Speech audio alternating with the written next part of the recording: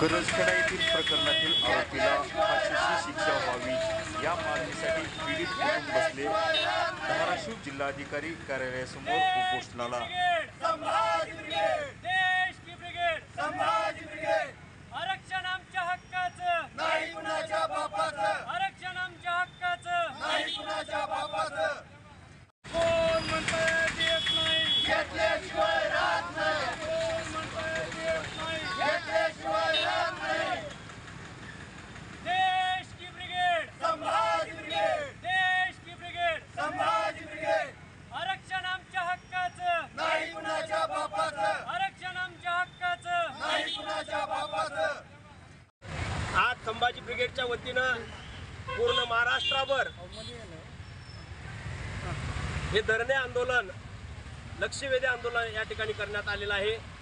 या आंदोलनाच्या माध्यमातून या सरकारचं लक्ष या प्रश्नाकडे, शेतकऱ्यांच्या प्रश्नांकडे वेधण्याचा हा प्रयत्न आमचा आहे।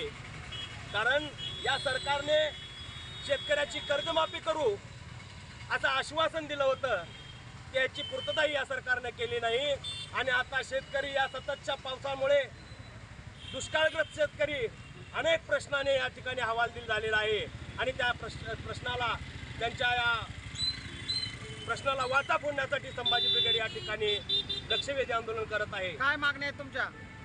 या सरकारने तात्काळ ओला दुष्काळ जाहीर करून सरसगट हेक्टरी 50,000 रुपये अनुदान शेतकऱ्यासाठी जाहीर करावं व या ज्या महाराष्ट्रामध्ये मराठा समाजाचा आरक्षणाचा विषय आहे, धनगर समाजाचा आरक्षण विषय आहे आणि इतर समाजाचा आरक्षणाचा विषय आहे, तो लवकर सोडवून तात्काळ या सर्व मागण्या त्यांनी मान्य करावा। कारण पूर्ण महाराष्ट्रामध्ये आरक्षणाच्या बाबतीत उद्रेक झालेला आहे आणि हा उद्रेक सर्वत्र पसरू नये याची दखल शासनाने घ्यावी। उद्या पोळा आहे, काय पोळेवर सावट आहे, काय नेमकं सांगा? या पोळ्यावर दुष्काळाचं सावट पसरलेलं आहे, शेतकरी आत्महत्येच्या दरवाजापर्यंत पोहोचलेला आहे आणि आपल्याला माहीतच आहे, आपल्या माध्यमातून सरकारलाही माहिती आहे की दररोज शेतकऱ्यांच्या आत्महत्या वाढत आहेत आणि या सरकारनं याची दखल घेऊन शेतकऱ्याच्या मागण्या लवकरात लवकर पूर्ण कराव्या ही मागणी संभाजी ब्रिगेड करत आहे।